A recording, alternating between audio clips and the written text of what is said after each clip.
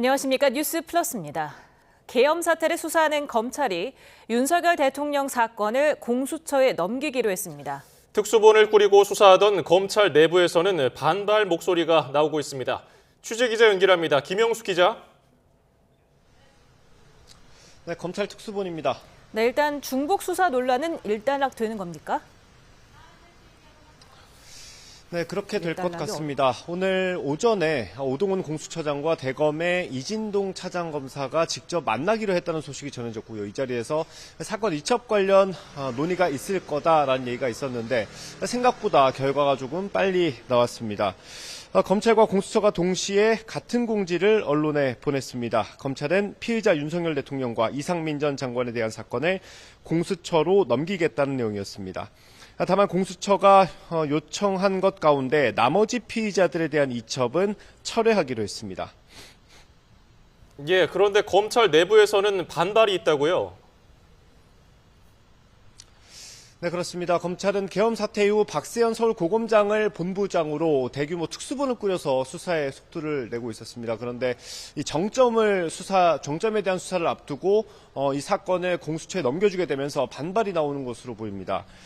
박세현 본부장이 마침 오늘 오후 대검을 방문했습니다. 이걸 놓고 항의성 아니냐 이런 해석들이 나왔었는데 대검은 검찰총장의 소집으로 박 본부장이 대검을 찾은 것이고 공수처 일부 이첩 협의와 관련한 향후 수사 방향을 논의한 거라고 설명했습니다. 네, 그러면 윤석열 대통령 소환부터 조사까지 모두 공수처가 맡게 되는 겁니까? 네, 일단 확실한 것부터 말씀드리면 기소는 검찰이 합니다. 공수처법에 공수처가 기소할 수 있는 대상이 명시가 되어 있는데 거기에 대통령은 빠져 있습니다. 윤 대통령 소환조사에 검사가 함께하는 방안 같은 걸 생각해 볼 수는 있는데 일단 논의가 좀 필요해 보입니다. 또 검찰 내부에서도 부정적인 기류가 있고요. 한 대검 관계자는 공수처와 잘 협의는 하겠지만 검사 입회는 맞지 않는 것 같다 이렇게 말했습니다. 또 윤 대통령의 혐의를 입증하기 위해선 직접 지시를 받은 김용현 전 장관이나 여인영 방첩사령관 같은 군 관계자들의 진술이 필요할 수 있습니다. 그런데 모두 검찰에 구속된 상태라서 어떻게 협의가 진행될지 앞으로 지켜봐야 할 것 같습니다. 예, 앞서서 검찰이나 공조본이 했던 출석 요구는 어떻게 됩니까? 네, 검찰은 윤석열 대통령에게 오는 21일 토요일에 출석하라고 통보를 해놓은 상태입니다. 지난 15일에 이어서 두 번째 소환 통보입니다. 전해드린 대로 구체적인 협의는 아직 이루어진 게 없어서 이것도 논의가 필요해 보입니다. 하지만 사건이 공수처로 이첩이 되는 만큼 검찰이 보낸 출석 요구서대로 조사하기는 어려울 걸로 예상이 됩니다. 앞서 검찰 소환에 응하지 않은 게 공수처 단계에서 조사 불응 형태로 누적이 될지는 또 앞으로 공수처의 판단을 기다려봐야 할 것으로 보입니다. 네, 대통령에 대한 수사기관이 정리된 건데요. 변호인단의 입장이 궁금합니다.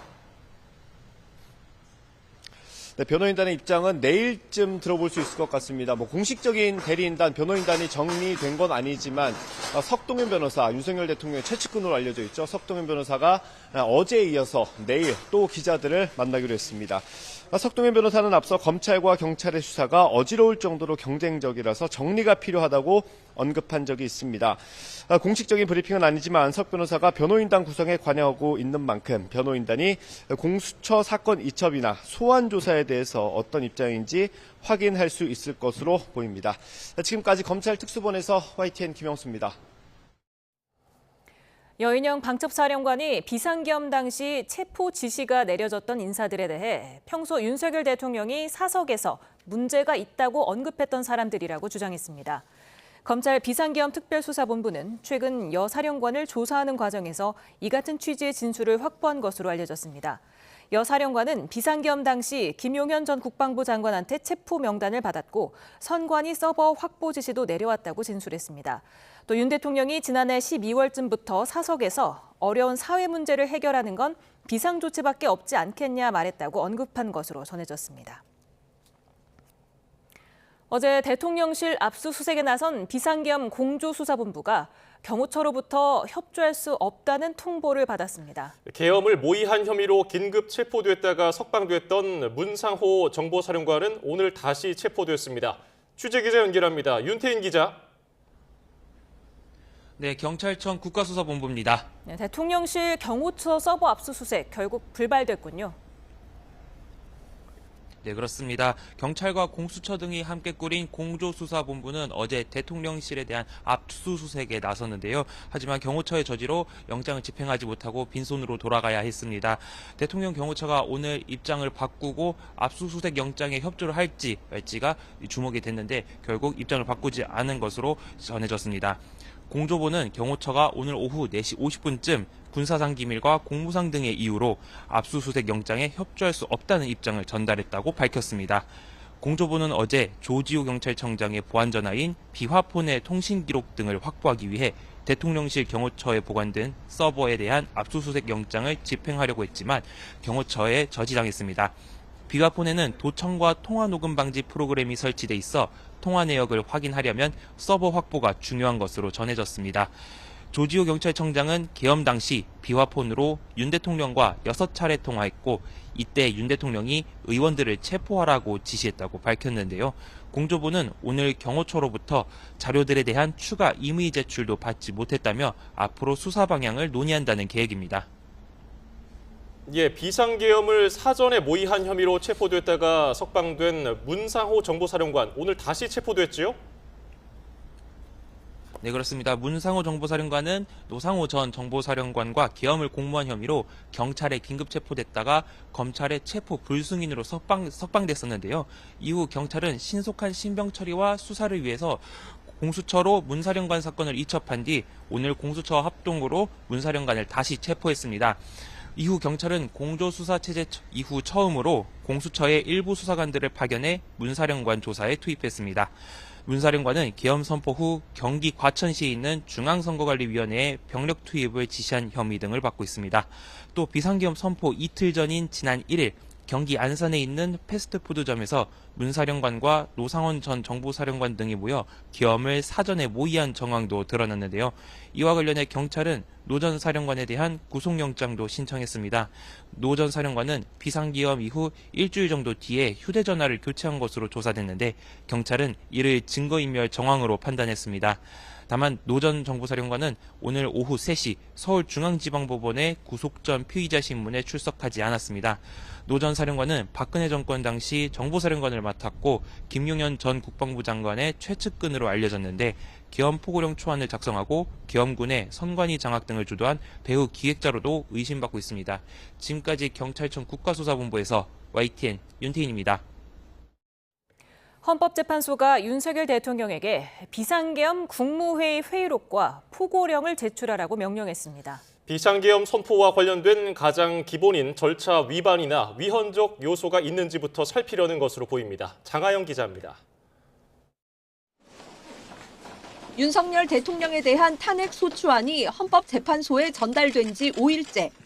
헌재가 대통령에게 비상계엄이 있던 3일 밤 열었다는 국무회의 회의록과 포고령 1호를 제출하라고 요구했습니다. 국무회의록의 경우 존재 여부가 아직 확인되지 않았습니다. 대통령은 계엄 선포 직전 국무회의 절차를 거쳤다고 주장하고 있지만 한덕수 총리를 비롯한 국무위원들은 회의에 제대로 된 시작과 끝이 없었고 회의록 같은 공식 문서도 없었다고 말하고 있습니다. 대통령실과 내각 일부 인사에게 선포 직전 국무회의에서 알렸습니다. 각자의 담당 업무 관점에서 우려되는 반대 의견 개진도 많았습니다. 저희가 회의의 실체와 형식과 절차를 확인하지는 못했습니다. 회의록이 있습니까? 회의록은 없습니다. 포고령 1호는 3일 밤 11시 반 언론과 SNS를 통해 전 국민에게 전달됐습니다.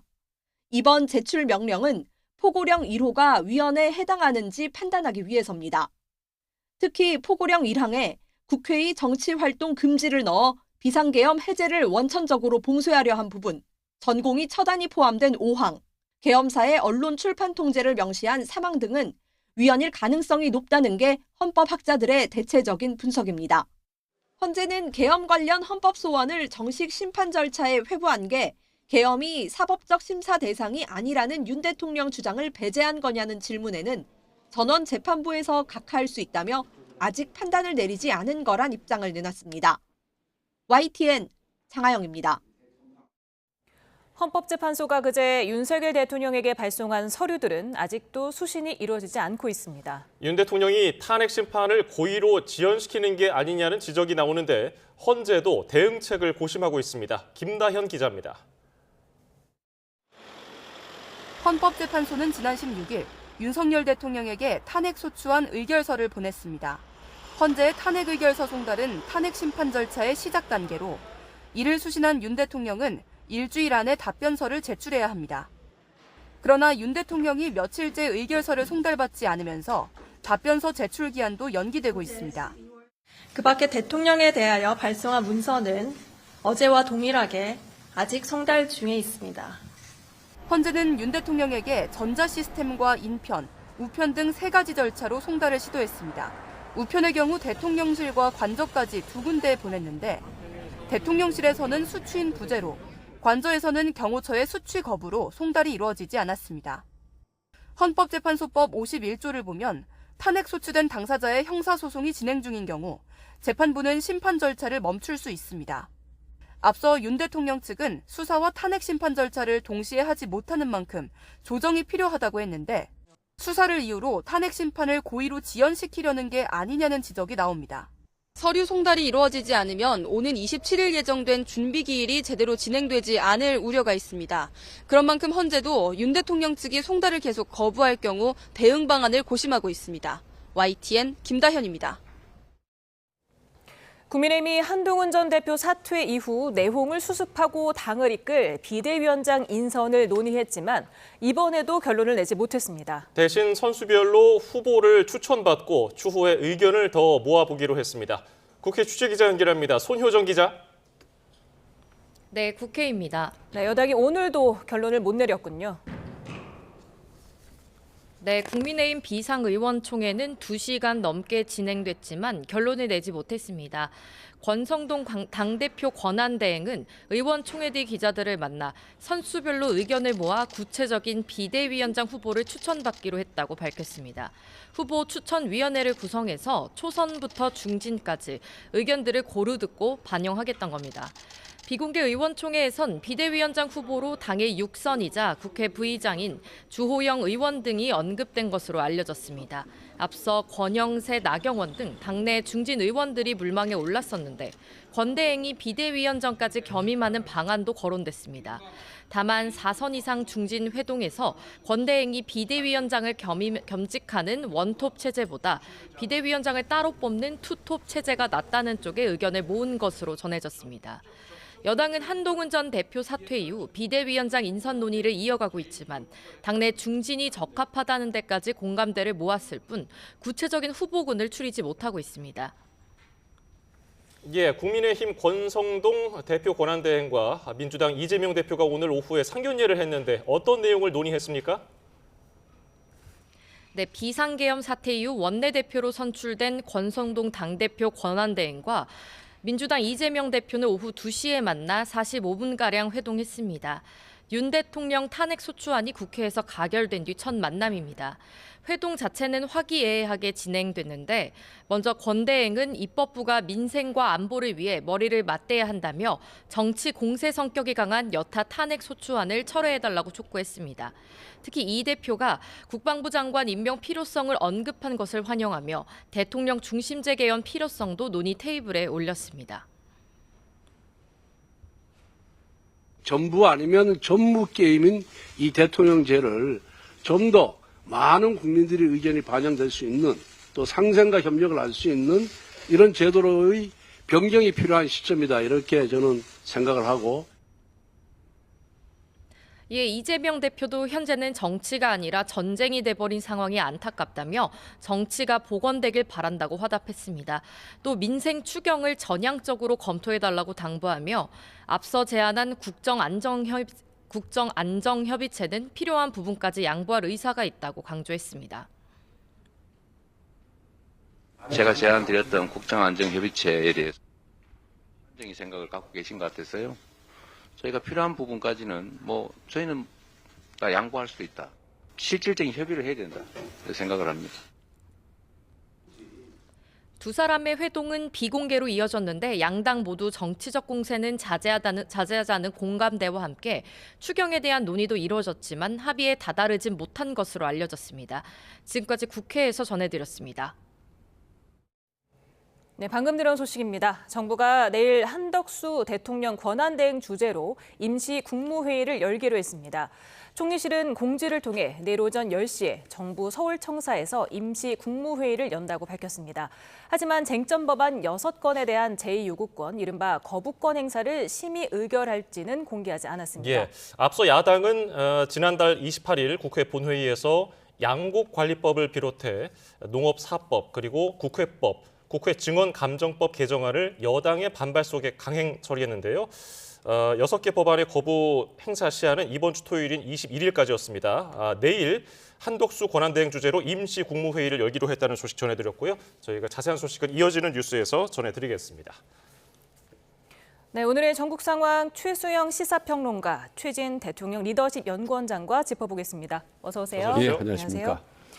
네, 지금 계엄 사태를 수사하는 검찰이 윤석열 대통령과 이상민 전 장관에 대한 사건을 공수처에 넘기기로 했습니다. 어떻게 보셨습니까? 원래 넘겨야죠. 원래 이제 그 검찰은 그 검경 수사권 조정 이후에 실질적으로 이 내란죄를 수사할 수 없습니다. 그런데 이제 그 직권남용 혐의를 수사에 들어가다 보면은 내란죄까지 수사할 수 있다는 생각으로 일단 급한 대로 김영현 전 장관 신명부터 확보하면서 수사를 했는데 공수처가 정식으로 요구하면 받아줘야 합니다. 이건 우리 법에 규정된 상황이고 물론 이제 강제 권한은 아니지만 이건 법에 규정돼 있기 때문에 검찰로서 따르는데 아마 이 생각을 했을 거예요. 검찰이 계속 무리하게 독자 수사를 계속 해나가다 보면은 오히려 이제 다른 의도가 있는 것 아니냐 이렇게 또 오해를 받을 수도 있고 그다음에 검찰 입장에서는 또 대통령과 특수관계인 어떤 그 이제 검찰 출신이라는 그런 것 때문에 또 그런 점도 있었고 또 경찰은 바로 이제 공수처에게 협조하기로 또 했기 때문에 검찰만 조금 말하자면은 팔짱 끼고 있다 혹은 이제 협조를 안 한다 이럴 경우에는 공수처의 이제 여러 가지 또 요구에 그건 또 부당하다는 또 지적이 있을 수 있기 때문에 한 것 같아요. 근데 이건 잘했어요. 왜냐하면 그렇지 않아도 이제 윤 대통령 측에서도 왜 이렇게 과잉 수사가 이루어지면서 소환 조사, 그다음에 각 자료 요구, 그다음에 뭐 증거, 압수수색 이 모든 것들이 각자의 트랙으로 이루어지니까 도대체 이거 어디에 내가 해줘야 되냐 이런 지금 그 대변인 그 변호인단 측의 얘기도 있었기 때문에 저는 이제 오히려 공수처로 일원화됐기 때문에 수사의 갈래를 잘 잡으면서 나중에 이제 특검이 출범할진 모르겠습니다. 법이 통과는 됐지만 거부권 여부가 남아 있어서 그랬을 경우를 제외하고는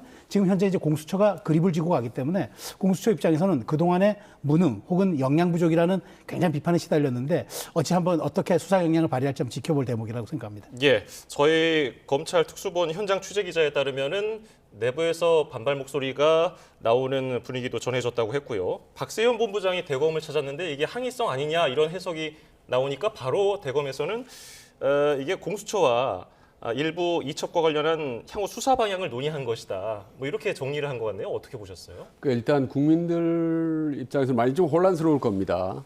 뭐 공수처, 그다음에 검찰, 경찰, 그다음에 또 뭐가 있습니까? 합동수사본, 저 공조본이라고 있죠. 예. 또 이런 것들이 여러 기관들이 동시에 경쟁적으로 이 수사를 하고 조사를 하다 보니까 국민들이 헷갈릴 뿐만 아니라 실제로 이제 윤석열 대통령이나 피의자 쪽에서도 헷갈릴 수가 있고 오히려 한층 더 나가서 오히려 선택할 수가 있는 겁니다. 본인들이 좀 더 유리한 쪽 기관이 어쪽으로 나가느냐라고 여러 가지 혼선이 있을 수 있기 때문에 이건 수사 라인이 일원화될 필요가 있다라고 봅니다. 그래서 조금 전에 말씀드린 이제 공수처 역할이 그동안에 상당히 유명무실했는데 이 계엄 사태를 통해 상당히 좀 발빠르게 신속하게 좀 움직인 것 같습니다. 그래서 공수처가 잘만 이번에 객관적이고 신속하게 잘 처리를 해가면 그동안에 혼선이 있었던 여러 가지 수사 라인을 잘 정리하고 교통 정리하고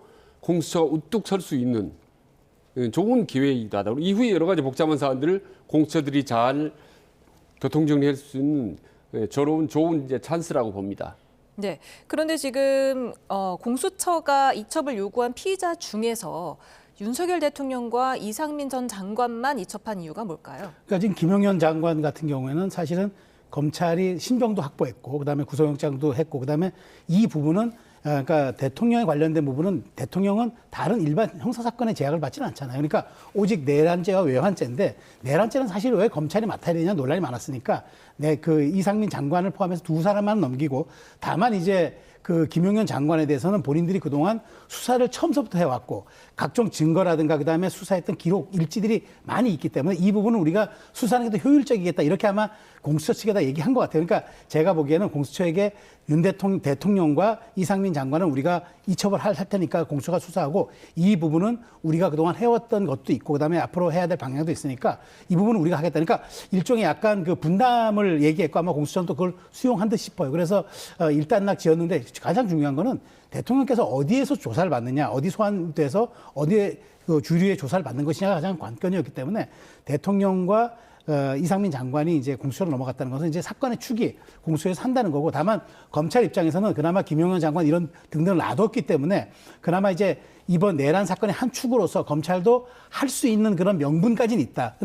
근데 이제 축은 아무리 그래도 이제 대통령이 지금 어디에서 조사를 받느냐가 최대 관건이기 때문에 공수처가 주도권을 쥐고 갈 수밖에 없는 상황이다. 그건 분명해 보입니다. 예. 그런데 공수처 기소 권한에 대통령은 없더라고요. 그렇다 보니까 조사는 또 공수처에서 하고 기소할 때 되면은 다시 또 검찰로 사건을 넘겨야 하는 효율성에서 문제가 있지는 않을까요?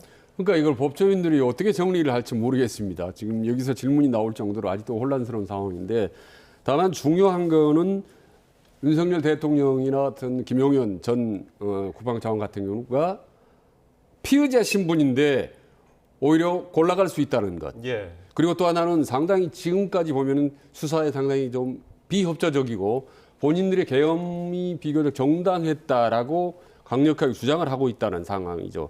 이런 상황에서 과연 아까 말씀드린 대로 검찰과 공수처의 관계를 어떻게 정립해 나갈지 이런 수사기관들끼리 문제가 오히려 이런 여러 가지 탄핵 심판하는데 앞으로 중요한 엉뚱한 변수가 될 수 있다라고 봅니다. 근데 여기서 이제 하나 재미있는 지점이 이제 공수처가 조사하지 말씀하신 것처럼 기소 권한이 없어서 검찰 다시 넘겨야 되거든요. 예. 만일 대통령의 신병이 확보되면은 구치소에 경호실도 같이 들어와야 됩니다. 왜냐하면 현직 대통령 신분이기 때문에 조사를 받는 과정에서도 경호의 원칙은 준수돼야 되고 설령 구치소에 수감된다고 하더라도 별도의 또 경호 공간이 필요하다는 거예요. 그래서 지금 말씀하신 것처럼 이게 사상 초유의 일이고 여기에 법률적으로 구체적인 가이드라인이 없기 때문에 지금 모든 수사기관뿐 아니라 지금 여기 관련된 모든 사람들이 혼선을 빚고 있는 거예요. 그러니까 이거는 결국 이거는 수사를 하면서 혹은 이제 사건이 진행되고 사안이 진행되면서 보완할 수밖에 없고 해석을 받을 수밖에 없는 사안이어서 그 점은 뭐 혼란스럽다는 것은 어느 정도 인정을 하고 가야 될 것 같습니다. 네, 기소권이 공수처에 없다는 것도 있지만 또 지금 어차피 윤 대통령의 혐의를 입증하기 위해서는 김용현 전 장관이라든가 여인영 방첩사령과 같은 군 관계자의 진술도 필요한데 이들이 다 검찰에 지금 구속돼 있지 않습니까? 그래서 어차피 검사와 그 공수처 간의 협조는 필요한 거 아닐까요? 그렇죠. 당연히 필요합니다. 그리고 지금 최근 들어서 비교적 그 공조본이죠. 공조수사본부 쪽 통해서 비교적 원활하게 이루어지고 있는 건데 사실 윤 대통령을 제외한 나머지 이 피의자들은 수사를 하는데 큰 문제는 없을 것 같다고 보여집니다. 지금 보면 이미 뭐 내란 주요 종사자 이렇게 해서 이미 혐의가 상당히 굳어진 상태에서 조사를 받기 때문에 저는 뭐 큰 문제는 없을 거라고 보는데 다만 이제 윤석열 대통령을 어느 기관이 중심적으로 소환 조사를 할 것인지 이런 부분들이 앞으로 이제 좀 중요한 관건이라고 봅니다. 예, 만약에 공수처에서 대통령을 소환 조사하게 된다면은 어차피 기소 권한이 있는 검찰 쪽에서도 이 소환 조사할 때 배석할까? 뭐 이런 것도 궁금하네요. 그러니까 공조는 갖춰야 될 거예요. 왜냐하면 공수처가 사실 지금 그러니까 역량 문제라든가 그동안에 여러 가지 이제 수사에 대한 어떤 그런 노하우에 대한 문제 있었잖아요. 예. 검찰이 그 우리나라 수사기관 역사상 처음으로 내란죄를 제대로 조사한 기관입니다. 그러니까 과거 노태우 전두환 그 사건 때 검찰이 제대로 조사해서 기소해서 나중에 그 이른바 사형 언도까지 받아낸 거잖아요. 나중에 이제 무기로 감형됐지만 그렇기 때문에 이 우리나라에서 사상 처음이자 마지막으로 내란죄에 대한 그러니까 전직 대통령에 대한 내란죄를 조사한 노하우가 있고 그다음에 수사 역량이 있고 매뉴얼이 있어요. 그렇기 때문에 만일 공수처에 윤 대통령이 설령 출석한다 하더라도 검찰의 수사 역량과 노하우 때문이라도 공조 배석할 수밖에 없을 것 같고 그리고 지금 어떤 수사기관들이 낯내거나 광내거나 본인의 기관의 존재감을 위해서 하는 건 아니잖아요. 이 사건의 실체적 진실과 어쨌든 국정혼란에 빠진 대통령의 어쨌든 저게 혐의든 저게 혐의가 돼서 나중에 입증이 되든 뭐든 빨리 여기에 대한 이제 유무죄 여부를 밝히는 이런 것들이라 그러면은 기관끼리 싸울 이유가 전혀 없죠. 그렇기 때문에 제가 보기에 지금 오늘 회동했듯이 공수처장과 대검차장 정도가 그 말하자면 한 라인을 형성해가지고 향후 왜냐하면 이건 기준이었기 때문에 향후 수사 방향에 대한 그런 노하우 그다음에 혹은 일정 이런 것들을 서로 공유하고 실질적으로 논의해야 이 사건은 실체를 접근할 수 있습니다. 김용현 전 국방장관이 검찰이 민주당으로부터 수사 가이드라인을 받아서 불법 수사를 하고 있다면서 수사를 거부하지 않았습니까? 네. 그리고 또 심우정 검찰총장을 직권남용 혐의로 공수처에 고발을 했는데 이런 것도 좀 영향을 미쳤을까요? 그렇습니다. 일단 김용현 전 국방장관은 아무튼 전반적으로 본인의 입장을 강력하게 주장하고 앞으로 수사 과정에서도 적극적으로 협조하지 않을 것은 물론이고 상당히 방해 비슷한 그런 행동을 보일 가능성이 높다고 봅니다. 다만 이제 제가 한 가지 좀 궁금하다고 할까 우려되는 그 부분은 이제 조만간 국회에서 특검이 새로 이제 신설될 가능성이 높단 말입니다. 그러면 공수처나 검경이나 이런 부분들이 다 또 특검으로 넘어가지 않습니까? 그렇게 되면 특검에서 또 원점에서 새로 시작되는다는 또 문제점이 있거든요. 근데 특검이 빨리 사실은 출범을 해서 이 사건을 수사하면 일사불란히 갈 수는 있는데 아무리 빨라도 한 달은 더 걸리지 않겠습니까? 앞으로 통과된다 하더라도 이런 수사 라인이라든지 검찰 조사 주체 간에 이런 혼선이 사실은 지금 벌써 계엄 사건이 일어난 12월 3일인데 상당히 지났는데 아직도 여전히 있고 이후로도 저는 특히 검찰 간의 타 기관 간의 관계가 아무튼 미묘하게 작동할 가능성이 매우 높다고 봅니다. 그래서 가장 중요한 포인트는 검찰이 앞으로 이후 과정을 제대로 수사를 해나갈지가 아마 가장 국민들에게 좀 눈여겨보고 있지 않나 그런 생각을 합니다. 예, 윤 대통령 변호인단이 이게 수사기관들이 너무 경쟁적으로 지금 수사를 하고 있다. 이 부분에 대해서 좀 정리가 필요하다고 얘기했었는데 네. 지금 어느 정도 정리가 되어가는 모습이기 때문에 윤 대통령 측에서도 소환 조사에 언제쯤 응할까? 그런다면 어떤 방식을 택할까? 이것도 좀 궁금하네요. 그러니까 오늘 아마 이제 공수처하고 검찰이 어느 정도 수사권 조정도 하고 그다음에 이제 이첩이 되는 걸 같으니까 아마 내일 대통령 측에서 변호인단 입장이 나올 거. 그래서 기자간담회를 하겠다는 얘기가 아마 오늘 수사 상황이 어느 정도 진척되는 거 보고 하는 것 같아요. 그러니까 내일쯤에 저는 이런 게 얘기됩니다. 그러니까 앞으로 어느 정도의 이제 우리가 협조를 하겠다라는 거. 그러니까 일종의 지금도 압수수색도 각 기관별로 남발이 되고 있잖아요. 그래서 이제 등기가 갔네 안 갔네, 체포영장이 갔네 안 갔네. 지금 이렇게 사실 뉴스를 따라가야 버거울 정도로 이런 상황이니까 아마 내일 얘기를 할 겁니다. 수사기관이 그러면 공수처로 정리가 된 만큼 우리가 이러이러하게 협조할 테니까 아마 자료 요구라든가 어떤 우리 증거 이런 부분들도 이렇게 해달라고 얘기할 것 같고 또 그걸 얘기하면서 그러겠죠. 이건 내란죄가 아니고 이건 사실 가다 보면은 대통령의 통치행위일 수도 있다는 또 그런 법 논리까지도 얘기하겠습니다만 내일 어쨌든 지금 대통령 측에 이제 변호인단의 기자회견이 예정돼 있는 만큼 실질적으로 이제는 대통령 입장에서도 수사기관 정리가 됐기 때문에 못 나가겠다 혹은 우리 자료 요청 오겠다 이거 우리가 과잉 수사기 때문에 우리 입장에서는 어디를 가야 할지 몰라서 우리 협조할 수 없다. 이제 이 얘기는 사실상 명분이 떨어지는 거죠. 그렇기 때문에 아마 내일 변호인단의 입장이 나오는 과정 속에서 어느 정도 이 앞으로 향후 수사 일정도 좀 가이드라인이 잡히지 않을까 그렇게 전망합니다. 네, 공주보는 애초 오늘 오전 10시에 출석해 달라 이렇게 요구를 했는데 그거에는 불응하지 않았습니까? 2차 소환을 통보하는 걸 검토 중인데 언제쯤 소환을 통보할까요? 글쎄요, 지금 아마 그 부분 많이 지금 저울질하고 있을 겁니다. 지금 미리 사실은 오늘인가요? 압수수색도 지금 경호처에서 일단 거부했지 않습니까? 그래서 압수수색까지도 거부하고 있고 1차도 거부하고 그래서 2차 아마 소환조사도 거부할 가능성이 높습니다, 사실은. 그래서 윤석열 대통령 입장에서는 상당히 좀 준비할 기간이 필요하고 그리고 지금 주위의 법조팀들이 변호인단들이 섣불리 얘기하는 것보다는 적절한 시점에서는 본인이 직접 나서서 헌재에 가서 본인이 얘기할 용의가 있다라는 그런 내용들이 나오고 있지 않습니까? 그러니까 아마 지금은 철저하게 준비한 이후에 일정 시점을 기해서 일사불란하게 쫙 공격적인 메시지를 준비를 하고 있지 않나. 예. 그래서 지금 압수수색이라는 소환조사 이런 부분들 아마 절대 안 된다라는 방어벽 가이드라인을 내부적으로 아마 철저하게 친 것 같습니다.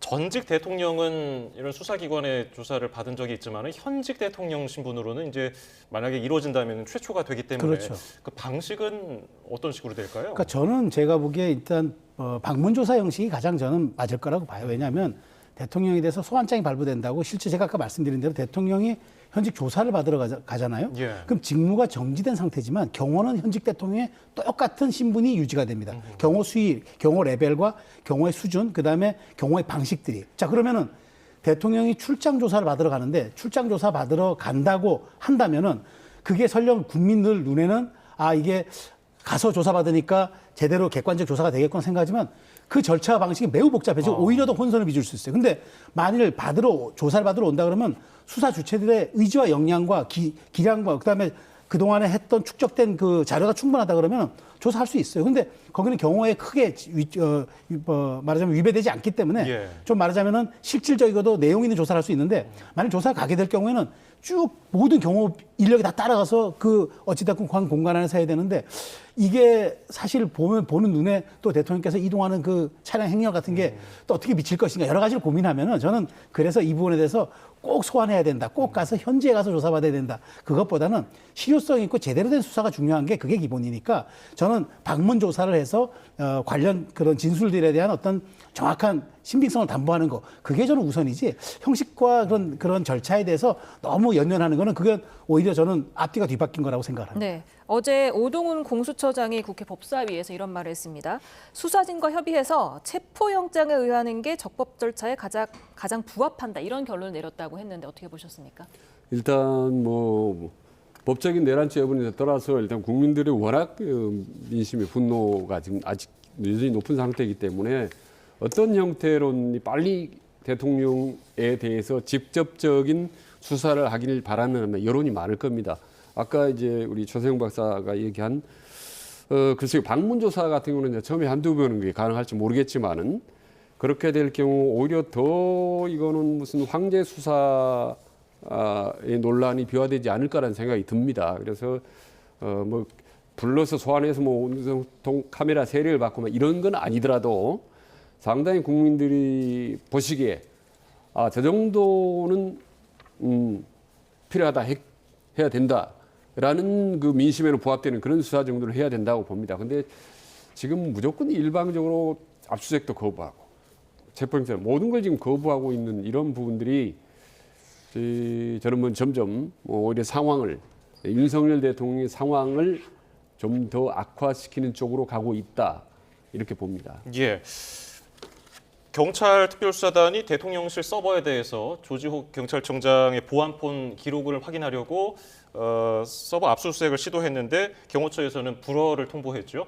이렇게 뭐 압수수색이라든지 뭐 수사를 통해서 증거를 확보한 다음에 피의자를 소환해야 될 텐데 이런 자료가 좀 부실하면 소환하는데도 부담이 있지 않을까요? 저는 사실 그래서 수사기관들이 조금 속도 조절할 필요가 있다고 보는 게 우리 지금 현직 법에는 어떻게 되어 있냐면은 그 대통령실은 아주 최상위급의 그 보안 시설입니다. 예. 대통령실에 대해서 압수수색을 하려고 그럴 경우에는 소속 기관의 장이 승인해줘야 합니다. 즉 말하자면은 윤석열 대통령이 승인해줘야 조사할 수 있습니다. 그러니까 예. 경호처는 그 이유를 들어서 안 됩니다. 우리는 소속 기관의 장이 허락하지 않았습니다. 그러니까 편의상 줄 수 있는 자료만 우리가 주겠습니다 하고 이제 자료를 주는 거예요. 그럼 그걸 가져가잖아요. 지금 이게 반복되는 건데. 근데 저는 그런 거죠. 이게 보안폰 같은 경우는 이제 물론 중심적인 가장 중요한 이제 말하자면은 이제 그 기록물이 될 수는 증거가 될 수는 있겠으나 경호처가 내주지 않는 한 조사할 방법이 없는 거예요. 그리고 규정상 지금 아무리 수사를 하려고 해도 소속 기관의 장이 승인해줘야 돼요. 예. 그러니까 이거는 불가하기 때문에 오히려 저는 이런 것들이 좀 뭐 사실 해야 되지만 저는 그래서 이제 경호처하고 이제 그러니까 공조본이 이제 설립이 됐으니까 대통령 변호인단과 이런 일도 초유일 아니겠습니까? 그러니까 협의를 해야죠. 그래서 그 아주 책임질 수 있는 레벨에서 얘기하면서 어디까지 협조해달라. 왜냐하면 결국은 대통령이 소환 조사를 받기 위해서는 기초적인 증거 자료가 있어야 하니까 어디까지 협조해달라고 사전 조율하는 게 저는 필요하다고 봐요. 그래서 이렇게 뭐 언론 플레이 하듯이 자극적이고 선정적인 제목, 뭐 긴급 체포, 뭐 이렇게 그런 게 하는 것보다 실효성 있게 하려고 그러면은 오히려 대통령 변호인단 내일 아마 구성될 것 같으니까 물밑 조율하면서 수사에 대한 일정들을 조금 세밀하게 조절하는 게 그게 현실적인 방안이라고 봐요. 수사의 비협조적인 모습이 향후 재판에 불리하다 이런 분석도 나옵니다. 실제로 박근혜 전 대통령 탄핵 사유 중에 하나가 수사 비협조였다면서요. 네, 그렇습니다. 이게 아무래도 뭐 재판도 사람이 하는 거기 때문에 자꾸 대통령이 그렇게 권위주의적인 태도와 어떤 방어적 태도를 비협조적으로 보이면 자기도 모르게 어떤 재판에 영향을 미치지 않겠습니까? 이제 특히 헌재 같은 경우에 박근혜 대통령 경우에 이제 황교안 대행이 상당히 좀 비협조적이고 박근혜 대통령 우호적이었다 이런 부분들이 좀 역효과를 미쳤다 이런 분석도 있습니다만은 아무튼 지금 윤석열 대통령 지금까지 상황으로 본다면 아마 어느 재판관이나 국민들도 아마 좀 마음이 편치는 않을 거라고 봅니다. 그리고 아까 말씀하신 뭐 너무 선정적으로 하는 수사나 이런 건 바람직하지 않다. 일단 기본적으로 동의합니다. 그래서 동의한데 다만 군이 계엄을 선포하고 국회에 투입된 특수한 상황인데다가 대통령이 지금 탄핵을 된 이런 상황에 과연 과거의 사태와 같은 똑같은 잣대로 할 수 있을 건지 그리고 뭐 대통령실에 중요한 보안 자료도 있어서 보안이 된다고 그러는데 아니 보안이 중요하다면서 뭐 보안부대장이라든지 방첩대장들이 이렇게 계엄에 직접 참여하는 법이 어디가 있겠습니까? 그래서 과거의 상황, 특히 지난번 두 번의 탄핵과는 또 다른 아주 그 엄중한 이런 상황이기 때문에 수사라든지 이런 조사라든지 이런 것들이 좀 더 신속하게, 좀 더 빠르게, 또 강도 높게 이루어지는 것이 지금 국민들의 정서에 맞고 또 그게 오히려 국정의 공백을 또 빨리 수습할 수 있는 길이라고 봅니다. 예.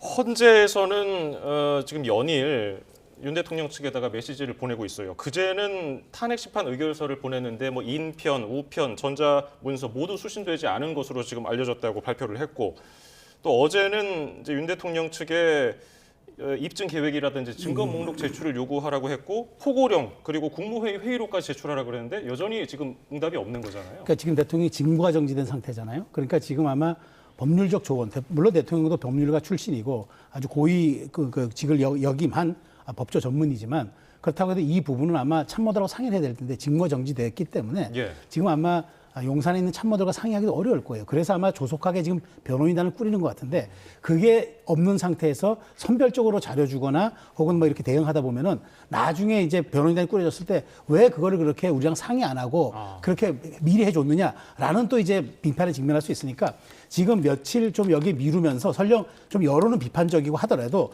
왜냐하면 대통령은 절대 이건 내란이 될 수가 없고 이거는 나의 통치행위의 일환이었다고 대통령이 이미 담화에서 가이드라인을 했잖아요. 그러면 변호인단이 아마 그거를 이제 말하자면은 더 입증하고 그것을 이제 우리 심리에서 말하자면 그것을 이제 입증을 해주는 그런 이제 말하자면 의무가 있고 그다음에 그걸 해야 되는 역할들인데 이렇게 자료들이 그러니까 물론 이제 헌재가 요구하는 자료들은 기본 자료들입니다만은 그래도 어떻게 주느냐에 따라서 달라지거든요. 나중에 이제 심리할 때 그 내용 가지고 결국 심리를 할 거니까 그런 측면에서 제가 보기에 오늘 구성이 될 때까지 아마 기다렸던 것 같아요. 하루 이틀 정도는 설령 좀 뭐 여론에서 왜 자료 협조를 안 할까라는 비난이 있어도 이건 나중에 중요한 하나의 그 변곡점이 될 수도 있는 사안들이라 그래서 저는 보기에 이제 내일 그 이제 기자회견을 하면서 헌재 자료는 언제까지 제출하겠다. 수사는 우리가 이런 방향으로 하겠다. 그러니까 수사기관들도 우리 입장을 따라서 좀 해달라. 이런 식으로 앞으로 모든 방향성을 얘기할 것 같고 전 제가 보기에 헌재가 이제 27일부터인가 이제 그 심리를 시작하는 거 예고를 했는데 그렇다면 그 전에 자료가 다 가야 되겠죠. 그렇기 때문에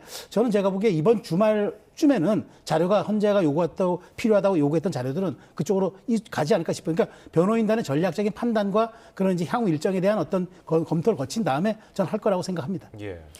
어제 석동현 변호사가 공개 변론이 열리면 윤 대통령이 직접 법정에 서서 소신껏 입장을 밝힐 것이다 이렇게 얘기를 했는데 헌정사상 탄핵 심판정에서는 첫 번째 대통령이 될 것으로 보이지 않습니까? 그 의도는 뭘까요?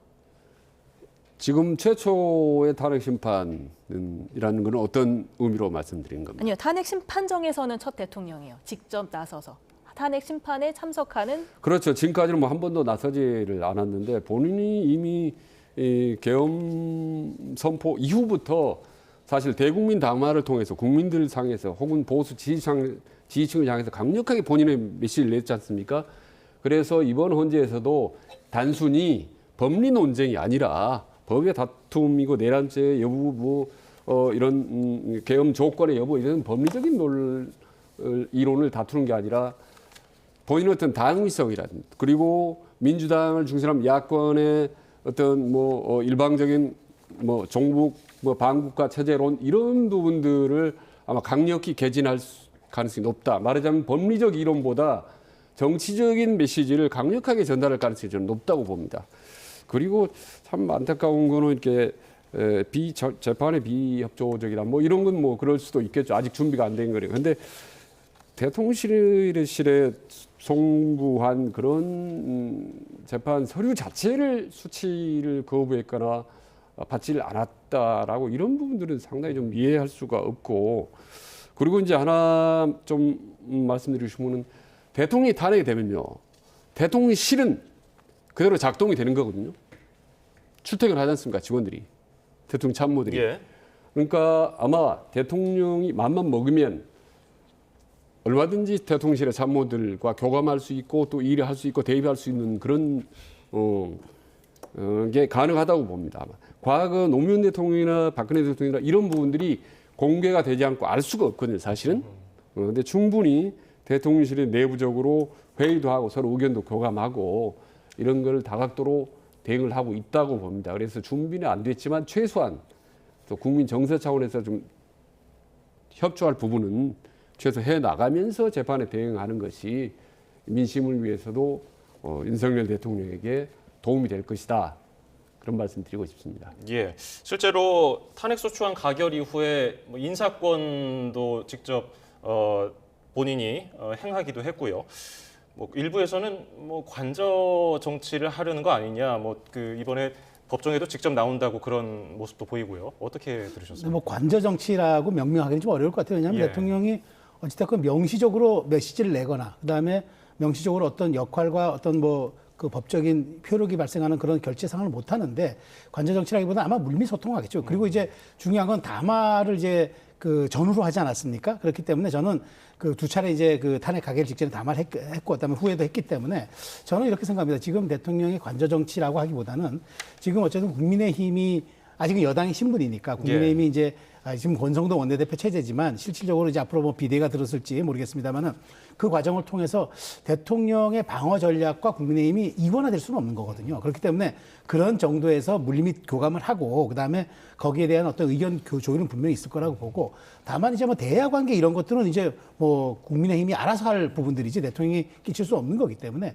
중요한 건 이제 결국은 대통령이 이제 법률적 조언을 받는 거는 지금 국가기관 이를테면 정부 부처라든가 대통령실에 참모일 수는 없어요. 아무리 특히나 이제 정부 부처는 대통령께 그 간단한 국정 현안, 제가 알기로는 국정 현안에 대한 보고 정도만 할 수 있지 구체적으로 지침을 받거나 하는 건 안 되는 걸로 알고 있습니다. 그렇기 때문에 결국 대통령의 관저 정치라고 하면 여당이 국민의힘과의 물밑 소통 정도 내지는 조율 이런 것들이지 실질적으로 앞으로 할 수 있는 모든 것들은 변호인단을 통해서 할 수밖에 없는 거고 저는 특히나 대야 관계 같은 경우는 윤 대통령의 의중이 반영되어서 국민의힘이 추진하겠지만 그렇다고 윤 대통령의 의중만 반영된다고 야당이 협조해 주지 않으면 한 발짝도 못 나갈 텐데 그게 가능하겠습니까?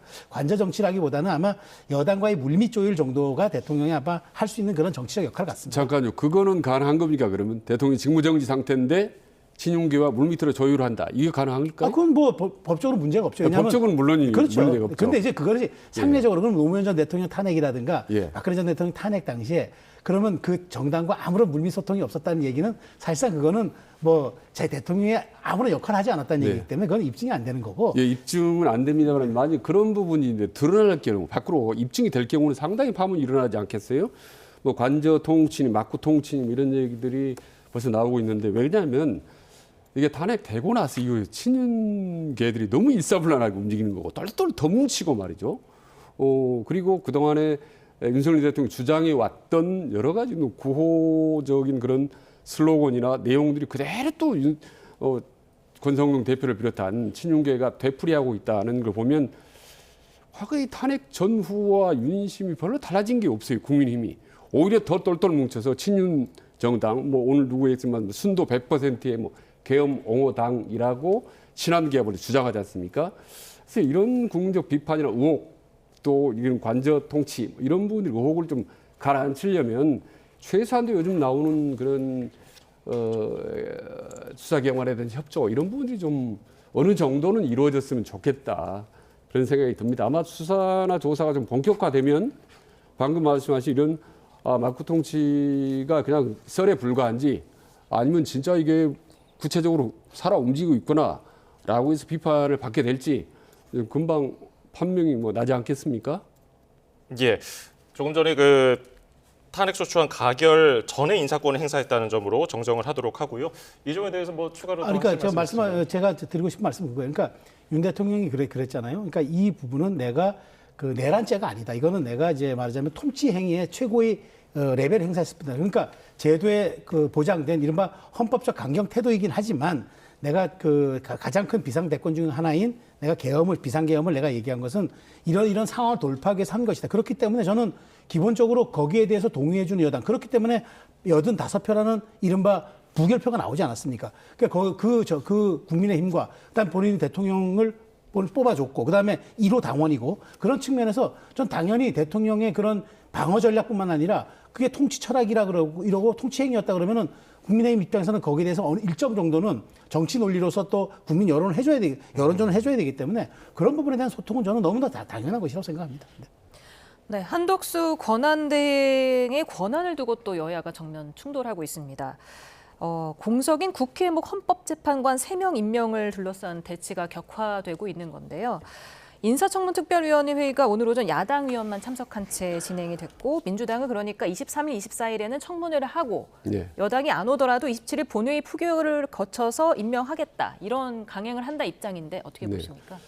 그러니까 민주당 박지원 특위위원장까지 다 이제 뭐 임명을 하고 강행을 할 지금 뭐 계획으로 밀어붙이고 있는데 참 저 부분 논란 속에서 사실 뭐 한덕수 대행은 정말 샌드위치 신세일 겁니다. 아주 그것도 힘든 고역스러운 샌드위치 신세일 텐데 지금 이러면 국민의힘이나 민주당은 양쪽 상당히 좀 그 내로남불을 서로 교차적으로 하고 있는데 이를테면 국민의힘 같은 경우는 한덕수 대행을 향해서 뭐라고 하냐면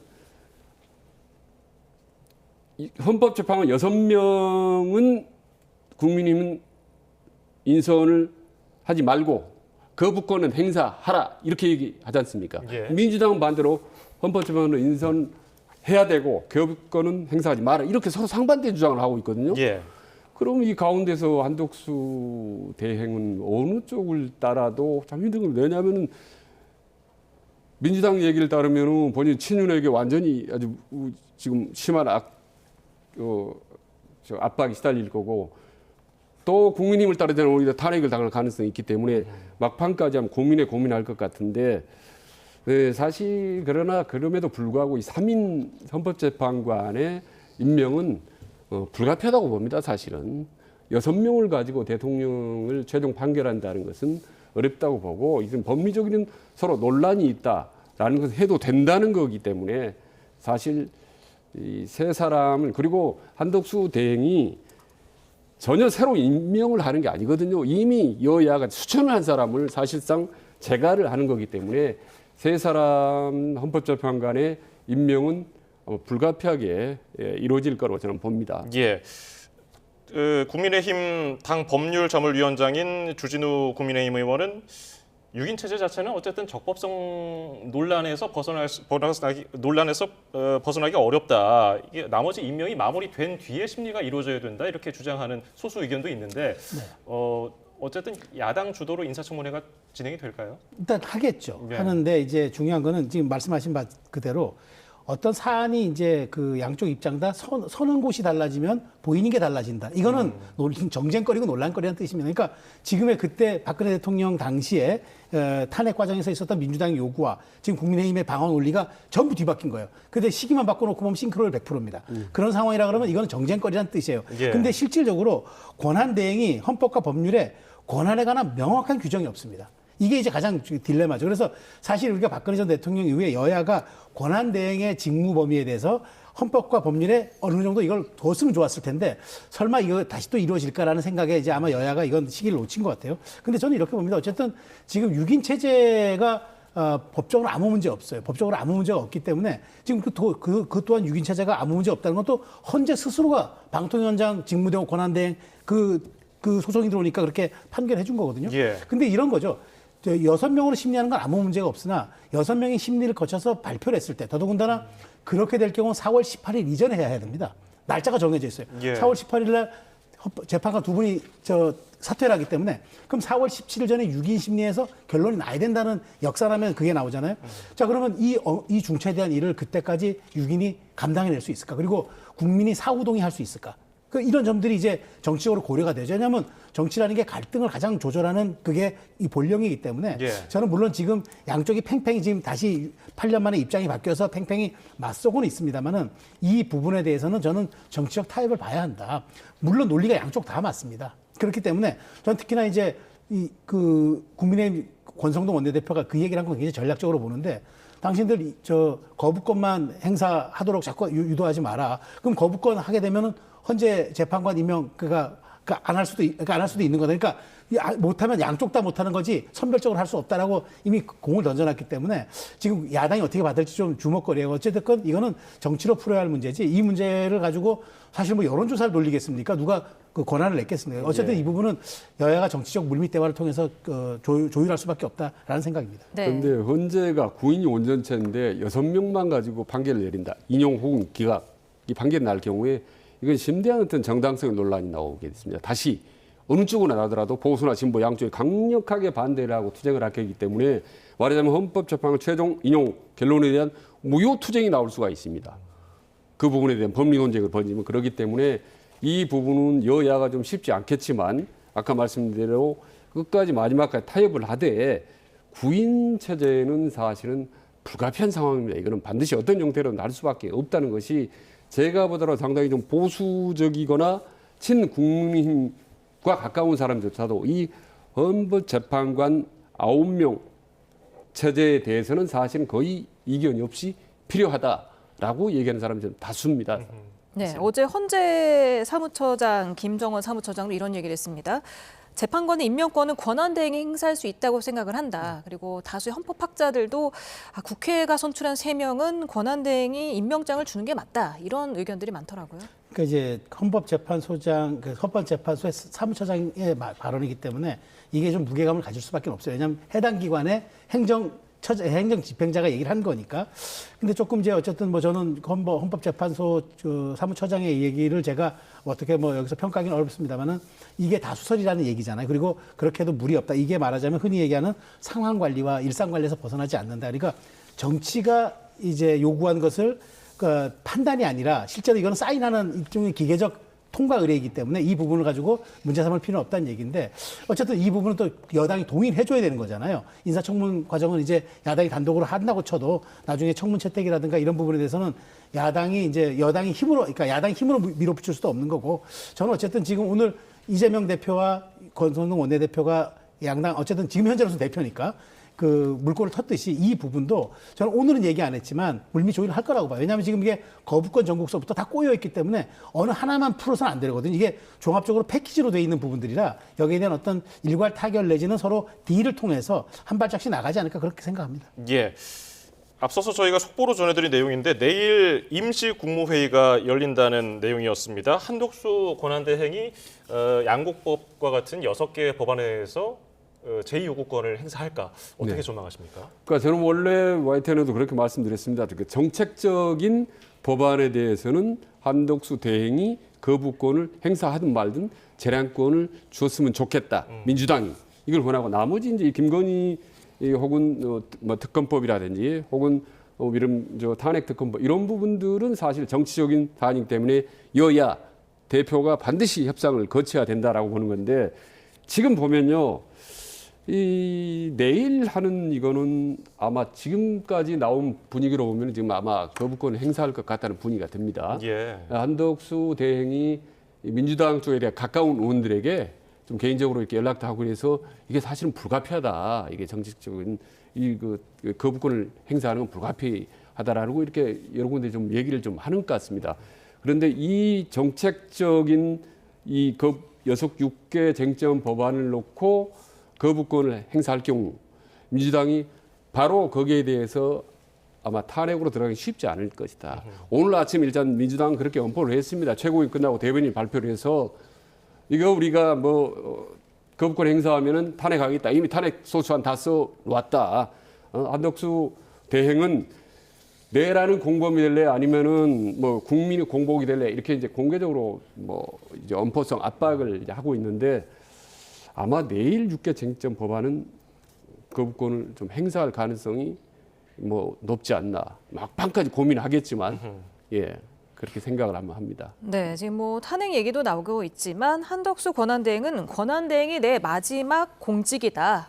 탄핵도 두렵지 않다. 이렇게 말을 했고 총리실 고위 관계자는 헌법과 법률에 맞는지 국민의 시각과 국가의 미래 기준에서 봤을 때 부합하는지 두고 검토하겠다. 이렇게 밝혔는데 임명권, 거부권 어떻게 행사할 것으로 예상하십니까? 저는 내일 아마 양곡관리법을 포함한 그 농업사법은 아마 거부권 행사할 거예요. 이게 민주당이 사실 외통수에 걸린 게 실제로 이거 법안 발의한 거는 민주당이 이 법안이 꼭 필요해서가 아니에요. 저도 분석하기에는 윤 대통령을 코너로 몰아서 거부권을 유도하기 위해서 이 법 양곡관리법을 포함해서 농업사법을 계속 발의한 거거든요. 이게 벌써 3번째예요. 그런데 만일 민주당이 지금 조기 대선이 될 경우, 만일 집권할 경우 이 법이 부메랑이 돼요. 본인들이 그런 국가재정으로 다 농업 말하자면 농산물 가격에 대해서 다 지원해주고 그렇게 해야 되는 거예요. 그리고 증인감전법이요. 민주당이 만일 집권했을 때 그쪽에도 자료 요구만 하면 야당이 요구하면 다 와야 돼요. 수시로 와야 돼요. 안 나오면 고발돼요. 가만히 생각해보면 이게 꼭 통과된 게 유리하지 않죠. 그리고 설령 거부권 행사했다고 쳐요. 그래서 지금 한덕수 총리 탄핵합니까? 탄핵하면 이재명 대표가 말을 뒤집는 게 되고 실제로 지금 간당 15인 의사 정족수를 채우고 있어요. 지금 장관들 없고 탄핵된 장관들이 있어가지고. 그럼 한 총리 탄핵하면은 진짜 의결 정족수가 무너질 수도 있습니다. 그러면은 이 고스란히 책임 누구한테 갑니까? 그러니까 민주당이 사실 너무 세게 드라이브를 걸다가 외통수에 걸린 게 있어서 한덕수 총리가 그래서 양곡관리법도 그러니까 쟁점 법안 혹은 이제 우리 경제라든가 우리 사회 미칠 영향의 큰 법안은 약간 담화 형식을 통해서 이렇게 얘기하고 다만 내란 특검법하고 김병기 여사 특검법은 내년 1월 1일 시한이니까 이거는 이제 연말 여론을 보면서 좀 순차적으로 처리할 가능성이 있다고 보기 때문에 민주당이 내일 아마 딜레마일 겁니다. 이거 그렇게 했다고 몰아붙일 수도 없고 한번 하여튼 지켜볼 대목이라고 생각합니다. 내란 특검법은 사실 한대행도 수사 대상으로 명시돼 있기 때문에 네. 만에 하나 거부권을 행사하면 이해 충돌 논란을 피할 수 없지 않겠습니까? 네. 일단 내란 특검법이 이제 통과가 되면은 그야말로 훨씬 강도 높게 수사 조사가 이루어질 것은 충분히 예상하는데 저는 이보다 더 주목하는 게 사실 김건희 여사 특검법입니다. 예. 워낙 계엄이나 탄핵 정국에 가려져서 좀 상대적으로 사람들 관심권에서 약간 멀어져 있지만은 김건희 여사 특검법이 이게 막상 통과되면요, 또 다른 제2의 계엄 사태 비슷한 여러 가지 이 본물들이 터져 나올 거라고 봅니다. 요즘 아시다시피 명태균 게이트 황금폰 이야기가 지금 연일 언론에 나오지 않습니까? 그거하고 맞물려서 이 엄청나게 폭발적인 잠재력, 위험성을 갖고 있는 게 김건희 여사 특검법이다. 그래서 민주당은 지금 6개 정치법안에 거부권 행사하지 마라 말은 하지만 아까 말씀드렸다시피 실제로의 관심은 사실 김건희 여사 특검법과 내란 특검법이 있다고 봅니다. 그래서 이 부분에 대해서 한덕수 대행을 향해서 이미 6개 정치법안에 거부권을 행사했지 않냐. 근데 또 하느냐 이건 말도 안 된다. 그러면 민주당 입장에서도 한덕수 대행의 탄핵을 할 수 있는 명분을 축적하는 거죠.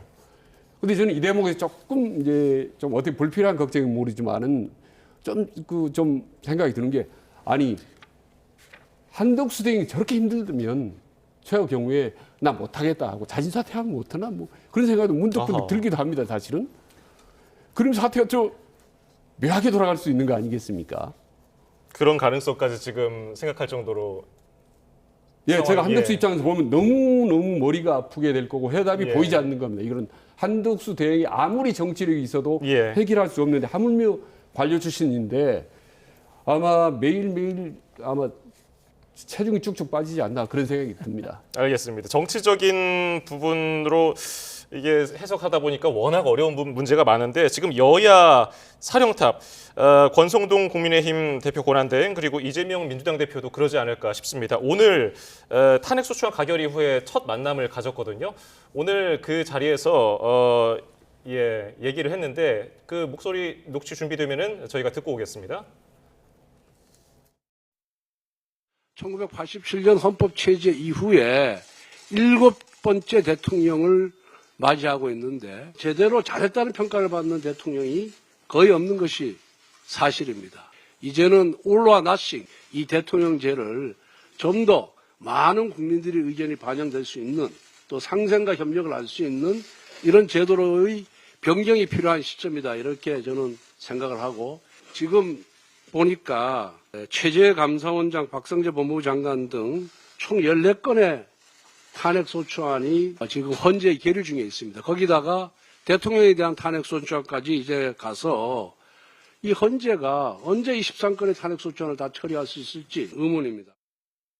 대행체제가 완벽할 수가 없기 때문에 이럴 때일수록 국회 일당, 이당 모든 정치 세력들이 힘을 합쳐서 국정이 좀 안정될 수 있도록 또 위기를 겪지 않도록 우리 권성동 대표께서 제가 제안드렸던 국정안정협의체에 대해서 약간 비관적인 생각을 갖고 계신 것 같아서요.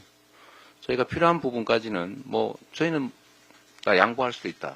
당대당 토론이나 논의는 사실 매우 잘 안 되고 있는 것 같아요. 그런 부분에 대해 통로도 좀 만들었으면 좋겠다는 생각을 합니다. 네. 예. 한담을 주고받는가 했지만 또 양측이 뼈 있는 말을 또 오고 가기도 했는데 어떻게 보셨습니까? 일단 두 사람이 겉으로는 분위기는 매우 좋아 보이지 않습니까? 두 사람 아마 권성동 대표가 중앙대학교 2년 선배이기 때문에 아무튼 유달리 좀 많이 가깝게 지냅니다만 분위기는 좋지만 여전히 평행선을 달리고 있다. 동상이몽이라고 보는 건데 예. 두 분이 이를테면 권성동 대표는 대형이죠. 탄핵소추 너무 심하다.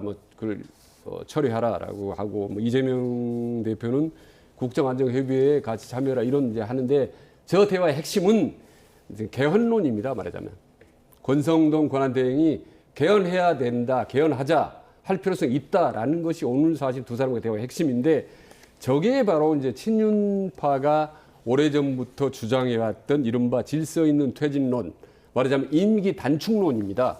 그래서 임기 단축 그게 뭐냐?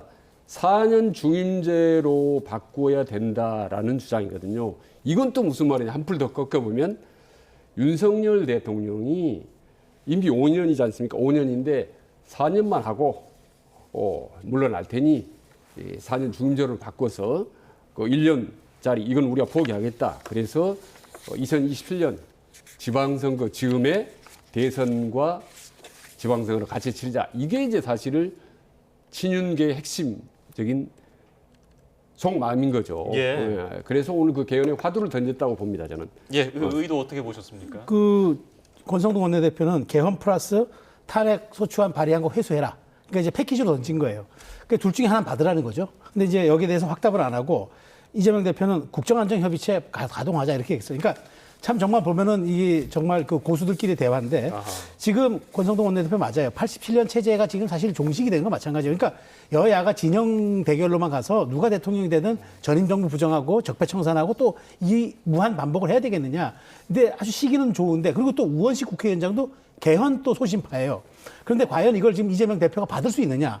이재명 대표는 지금 시간이 쫓기고 있는 상황인데 개헌은 조금 뒷얘기 같거든요. 그러니까 지금 확답을 안 하고 빨리 우리 국정협의체 가동해서 본인이 좀 갖고 있는 정치력을 좀 보여줄 필요가 있는데 이걸 빨리 해야 되는데 권성동 원내대표가 자꾸 엉뚱한 얘기하니까 답답은 할 거예요. 그런데 여기서 가장 중요한 포인트 저는 딜을 할 가능성이 있다고 봅니다. 그러니까 개헌 플러스 탄핵 소추안 회수를 한 묶음으로 던졌고 국정협의체 가동. 그러면 둘 중에서 반반만 양보해서 탄핵 소추안에 대해서 입장을 좀 밝히고 그다음에 국정협의체 민주당 들어오세요. 라고 원내대표가 합의해 주면 되는 거잖아요. 그래서 저는 오늘은 간복이었다. 오늘은 간복이었고 워밍업이었으니까 이제 이렇게 서로의 속내를 확인한 이상 원래 그 욕망은 등 뒤에 있는 거거든요. 그걸 가지고 잘 끄집어낸다 그러면은 서로가 이 경랑의 시절에 조금씩 합의해서 지금 이 권한대행 체제를 그래도 안정적으로 운영하는 게 둘 다 좋습니다. 그렇기 때문에 이런 부분들은 아마 오늘 서로 속셈을 가지고 아마 겨루기를 계속하지 않을까 그렇게 생각이 듭니다. 저는 개헌론에 대해서 한마디 분명히 말씀드리고 싶은데 현직 대통령이 위기에 몰릴 때마다 그리고 나라가 어려울 때마다 항상 나왔던 게 바로 이제 개헌론이었습니다. 아시다시피 박근혜 대통령도 탄핵 직전에 내세운 게 개헌론 내세웠지 않습니까?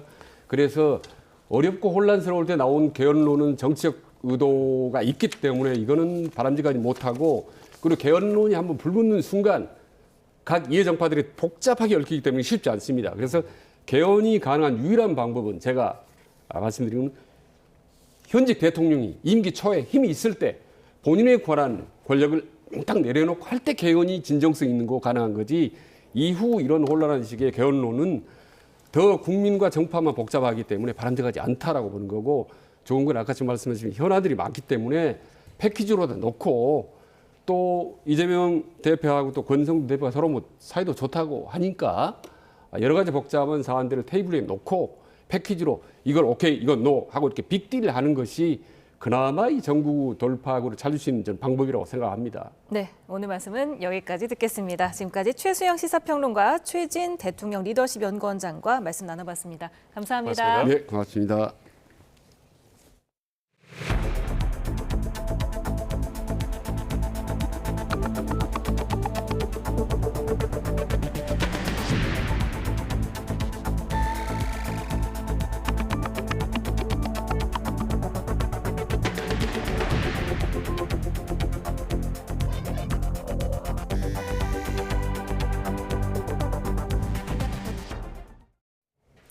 검찰이 윤석열 대통령의 내란 사건을 공수처에 넘기기로 했습니다. 중복 수사 문제는 일부 해소될 것으로 보이는데 수사팀 내부에서는 반발의 목소리도 나오는 것으로 전해졌습니다. 권준수 기자입니다. 비상계엄 사태를 수사하는 검찰이 윤석열 대통령의 내란 사건을 고위공직자 범죄수사처에 넘겼습니다. 공수처의 2차 요청에 막판까지 고심을 거듭한 끝에 이진동 대검 차장검사가 오동훈 공수처장을 직접 만나 윤 대통령 수사를 일원화하기로 한 겁니다. 검찰 관계자는 증거를 확보하는 등 수사 과정에서 법과 원칙을 지키는 게 중요하다고 판단했다며 앞으로 재판에서도 논란의 소지를 없앨 필요가 있고 중복 수사 우려를 없애기 위한 조치라고 설명했습니다. 이와 함께 검찰은 이상민 전 행정안전부 장관 사건도 공수처에 넘기기로 했습니다. 다만 공수처가 나머지 피의자들에 대한 이첩 요청은 철회하기로 하면서 이미 구속해 상당 부분 수사를 진행한 김용현 전 국방부 장관과 군 고위 관계자에 대한 수사는 검찰에서 이어간다는 계획입니다. 일단 이첩 범위를 협의한 만큼 구체적인 사항에 대한 부분은 추가 논의를 이어갈 전망입니다. 양측이 한 발씩 양보하면서 대통령 동치 소환 등 중복 수사 논란도 일부 해소될 것으로 보입니다. 다만 정점에 대한 조사를 앞두고 사건 이첩이 결정되자 수사팀에선 반발의 목소리도 나오는 것으로 전해졌습니다. 이첩 결정 뒤 심우정 검찰총장이 박세현 검찰특별수사본부장 등을 소집했는데 대검은 향후 수사 계획 논의를 위한 것이라고 설명했습니다. YTN 권준수입니다. 검찰이 사건을 이첩하기로 하면서 윤석열 대통령에 대한 소환 조사도 공수처가 키를 잡게 됐습니다. 그런데 공수처는 대통령에 대한 수사권만 있고 기소 권한은 없어서 결국 최종 판단은 검찰이 내리게 될 전망입니다. 신지원 기자입니다. 경찰 국가수사본부에 이어 검찰특별수사본부도 윤석열 대통령 사건을 고위공직자범죄수사처에 넘기면서 중복 수사 논란은 일단락됐습니다. 공수처가 윤 대통령의 내란죄와 직권남용 혐의 사건을 종합적으로 수사하기로 한 만큼 소환 조사도 공수처에서 이뤄질 가능성이 큽니다. 앞서 검찰이 윤 대통령에게 오는 21일 검찰에 출석해 조사받으라고 통보한 가운데 경찰과 공수처 등이 함께 꾸린 비상계엄 공조수사본부는 한 차례 실패한 소환 통보를 다시 할 필요가 있을지 논의하고 있습니다. 실제 소환이 이뤄진다면 조사실에 누가 들어갈지도 논의 대상입니다. 수사 권한을 쥔 공수처 검사가 현직 대통령을 직접 조사할 수도 있지만 김용현 전 국방부 장관 등 핵심 관계자들을 수사해온 검찰이 조사에 참여할 가능성도 있습니다. 문제는 공수처가 판검사나 경무관 이상 경찰관만 직접 기소할 수 있고 대통령에 대한 기소 권한은 없다는 겁니다. 결국 공수처가 윤 대통령에 대한 수사를 마치면 기소 여부 등 최종 판단은 다시 검찰에게 돌아갑니다. 공수처가 검찰 수사 자료를 넘겨받고 사건을 정리하는 데 시간이 필요한 만큼 윤 대통령에 대한 소환 조사 역시 당분간 미뤄질 가능성도 있습니다. YTN 신지원입니다. 변호인단 구성에 집중하고 있는 윤 대통령 측이 내일 추가 입장을 밝힙니다. 검찰과 경찰, 공수처 사이 중복 수사 문제가 해소된 만큼 출석과 관련해서 어떤 입장을 밝힐지 관심입니다. 김철희 기자입니다. 탄핵안이 국회 문턱을 넘은 지 사흘 만에 첫 입장을 내놨던 윤석열 대통령 측이 다시 기자들과 만납니다. 대통령을 돕는 석동현 변호사가 기자들 질문에 직접 답하겠다고 밝힌 건데 수사기관 출석에 대한 구체적 입장이 나올지가 관심사입니다. 앞서 석 변호사는 수사기관 사이 경쟁이 어지러울 정도라며 정리가 우선이란 입장을 내놓은 바 있습니다. 검찰과 경찰, 공수처가 경쟁적으로 현직 대통령 소환을 요구하는 상황에서 무턱대고 출석에 응할 수 없다는 취지였습니다. 하지만 검찰이 윤 대통령과 이상민 전 장관 사건을 공수처로 이첩하기로 하면서 이 같은 중복 수사 우려는 해소됐습니다.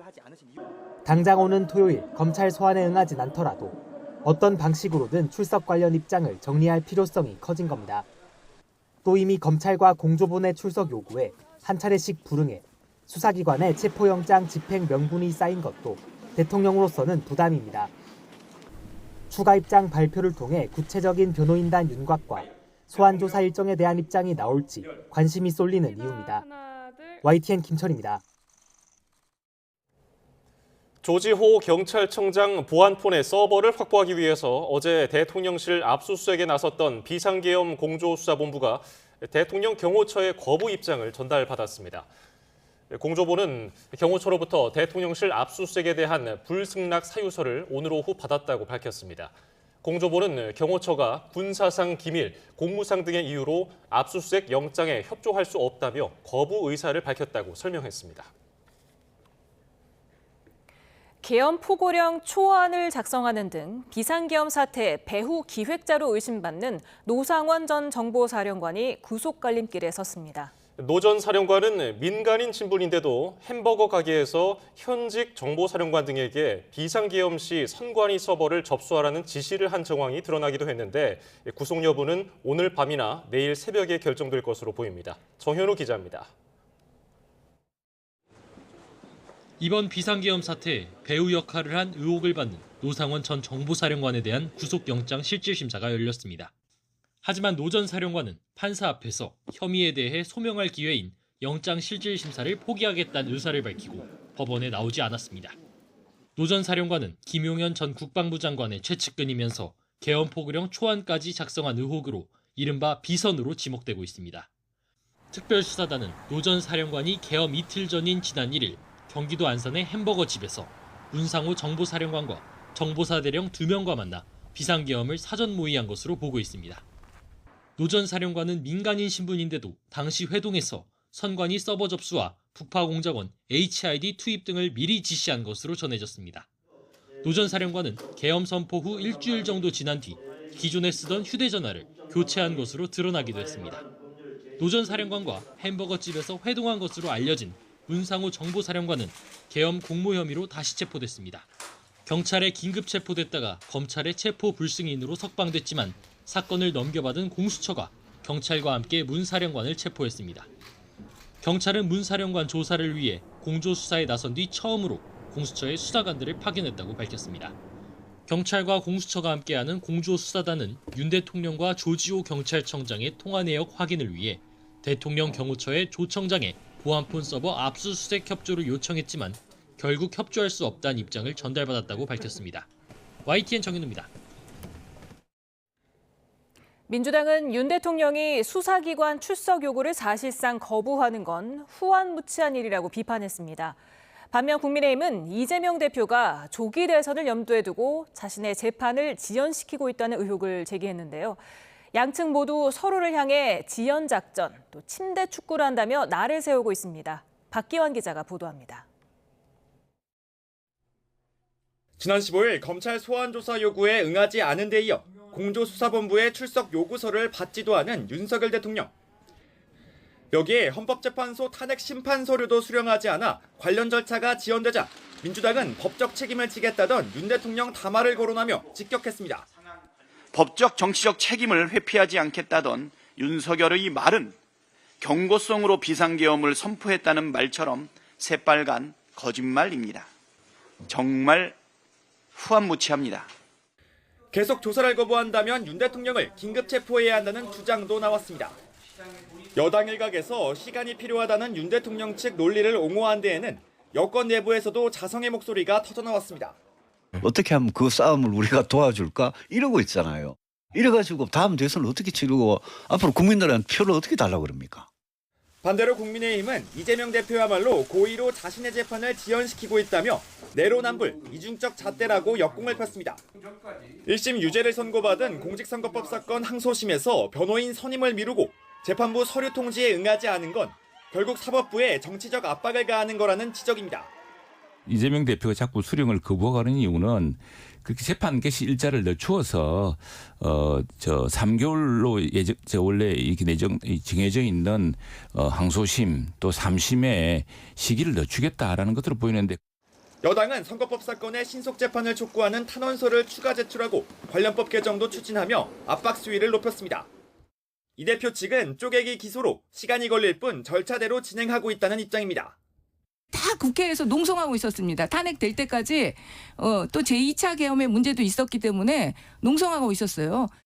내란 혐의 수사와 탄핵 심판을 앞둔 윤석열 대통령, 그리고 혹시 모를 선거법 사건 확정 선고를 걱정하는 이재명 대표. 양측 모두 피말리는 시간과의 싸움을 이어가고 있다는 분석인데 이를 바라보는 국민들의 시각은 어떨지 물음표가 남습니다. YTN 박견입니다. 정부가 내일 오전 10시 한덕수 대통령 권한대행 주재로 임시 국무회의를 열기로 했습니다. 쟁점 법안 6건에 대한 제2요구권, 이른바 거부권 행사를 심의 의결하는지 공개하진 않았습니다. 지난 12일 야당 주도로 국회 본회의를 통과한 내란 특검법과 김건희 여사 특검법의 거부권 행사 시한은 내년 1월 1일까지입니다. 한덕수 권한대행의 권한 범위를 이유로 헌법재판관 충원에 반대한 국민의힘은 재판관 후보자들이 국회 추천 몫이라는 점도 반대 근거로 삼았습니다. 탄핵을 소추한 국회가 재판관까지 정하면 법적으로 문제가 된다는 건데 헌재를 향해서는 다른 탄핵 사건부터 심리하라고 공개적으로 촉구했습니다. 송지인 기자입니다. 대통령이 고리 상황이 아닌 직무정지 상황이기 때문에 한덕수 권한대행은 대통령의 탄핵 심판, 탄핵 결정 전까지 헌법재판관을 임명할 수 없습니다. 이 같은 주장을 두고 헌법재판소 측은 물론 야당 추천 재판관 후보자 2명, 여당 추천 후보자마저 반박하는 견해를 밝히자 권성동 원내대표가 새 근거를 꺼내들었습니다. 애초 대통령 탄핵 심리를 앞두고 국회가 추천한 재판관들을 임명하는 게 맞지 않는다는 겁니다. 현재 탄핵 소추인인 국회가 헌법재판관을 추천하는 행위는 마치 검사가 자신이 기소한 사건에 대하여 판사를 임명하는 것과 같습니다. 즉 소추와 재판의 분리라는 원칙에 위배되는 것입니다. 나아가 윤 대통령 탄핵 사건을 최우선으로 심리하겠다고 밝힌 헌재에 정반대로 요구했습니다. 권한대행 체제의 국정 공백을 조금이라도 줄이기 위해 앞서 야당이 줄줄이 탄핵 소추한 다른 인사 사건들을 윤 대통령 탄핵 사건보다 먼저 심리해달라고 촉구한 겁니다. 앞서 당내에서는 헌재가 우선 6인 체제로 윤 대통령 탄핵 심리를 시작한 걸 두고 섣부르다며 적법 절차 논란을 부를 거라는 경고도 나왔습니다. 윤 대통령 탄핵 사건 심리를 둘러싸고 국민의힘은 연일 비판적인 입장을 쏟아내고 있지만 실질적인 대안은 찾아보기 어려운 게 사실입니다.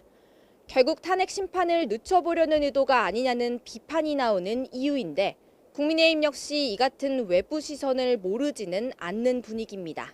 YTN 송재인입니다. 민주당이 헌법재판관 공석을 메울 후보자 3명의 인사청문회 일정을 단독 의결로 확정했습니다. 대통령 탄핵 심판을 지연시키려는 국민의힘 작전에 말리지 않겠다면서 헌재 구인 체제 복원에 속도를 내고 있습니다. 나혜인 기자입니다. 민주당은 공언한 대로 여야가 추천한 헌법재판관 후보 선출 절차에 본격 착수했습니다. 국민의힘 의원들이 불참했지만 22대 국회 최연장자인 박지원 의원에게 임시 의사봉을 맡겨 인사청문 특위를 야당 단독으로 소집했습니다. 박 의원을 특위 위원장으로 정식 호선하고 재판관 후보자 3명 청문회를 오는 23일과 24일에 나눠 열도록 하는 계획서를 20분 만에 채택했습니다.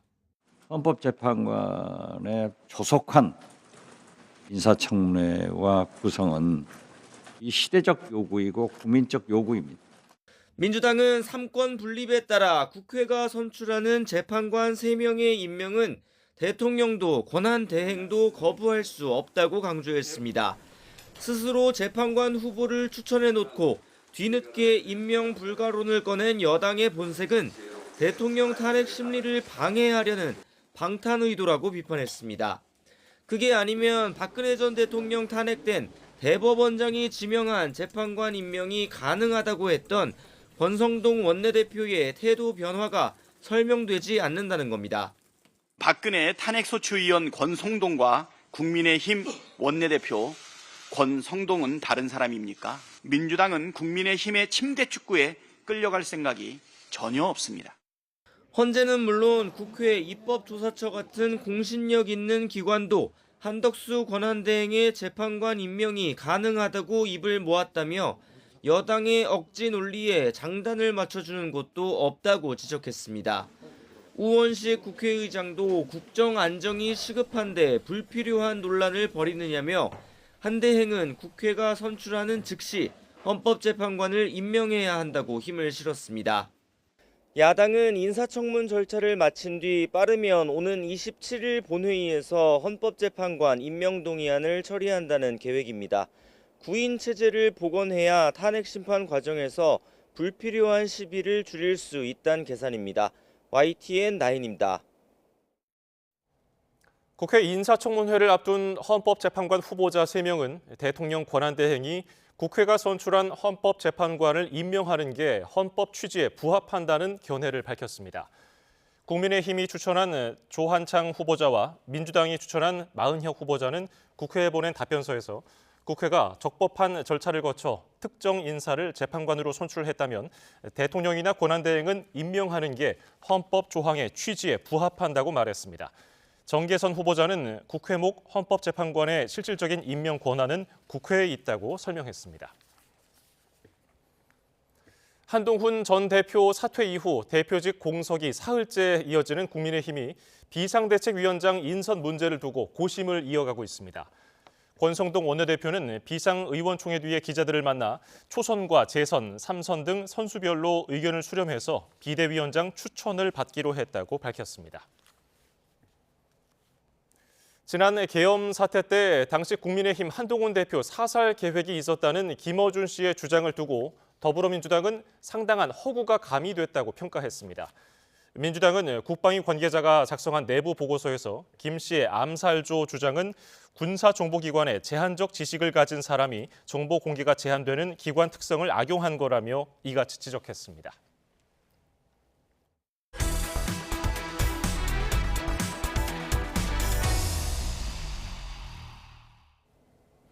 헌법재판소에서 진행될 예정이던 이창수 서울중앙지검장 등 검사 3명의 탄핵 심판 첫 재판이 사실상 열리지 못했습니다. 탄핵을 요구한 국회 측이 출석을 하지 않았을 뿐 아니라 대리인조차 선임하지 않았기 때문입니다. 김주영 기자가 보도합니다. 이창수 서울중앙지검장 등 검사 3명에 대한 탄핵 심판 첫 변론 준비 기일이 헌법재판소에서 열렸습니다. 김건희 여사의 주가 조작 연루 의혹을 제대로 수사하지 않았다며 국회가 지난 5일 탄핵소추안을 통과시킨 지 13일 만입니다. 검사 이창수 탄핵소추안은 총 투표수 192표 중 가 185표, 부 3표, 무효 4표로서 가결되었음을 선포합니다. 변론 준비 기일은 정식 심리에 앞서 양측의 주장과 증거, 쟁점 등을 정리하는 자리입니다. 하지만 재판은 3분 만에 끝이 났습니다. 탄핵 심판의 청구인 역할을 해야 할 정청래 국회 법제사법위원장 측에서 아무도 참석하지 않았기 때문입니다. 탄핵 대상인 검사 측과 달리 국회 측은 대리인도 선임하지 않은 것으로 파악됐습니다. 재판 진행을 맡은 김복형 헌법재판관은 재판부가 청구인에게 변론 준비 기일을 통지하면서 출석하도록 고지했지만 출석하지 않았다고 설명했습니다. 앞서 국회 법사위가 지난 10일 연기 신청을 제출했지만 헌재는 받아들이지 않았습니다. 헌재는 이번 사건에서 미리 쟁점 등을 정리할 필요가 있다고 보고 다음 달 8일 다시 준비 기일을 열기로 했습니다. YTN 김주영입니다. 공천 개입 의혹을 수사하는 검찰이 2022년 국회의원 재보궐선거 당시 국민의힘 공천관리위원회 관계자들을 본격 조사하고 있습니다. 당사를 압수수색한 데 이어서 현역 의원들을 불러 조사하는 건데요. 공천 개입 의혹의 실체를 밝혀낼 수 있을지 주목됩니다. 보도에 이명준 기자입니다. 검찰이 지난 2022년 국회의원 재보궐선거 때 국민의힘 공천관리위원회를 맡았던 현역 의원들을 잇따라 조사했습니다. 참고인 신분으로 한기호 의원과 강대식 의원을 불러 조사한 겁니다. 지난달 국민의힘 중앙 당사 등을 압수수색해 확보한 공천 관련 자료를 토대로 김영선 전 의원의 공천 과정을 살펴본 겁니다. 두 의원은 YTN과 통화에서 공천은 공정하게 이루어졌다고 밝혔습니다.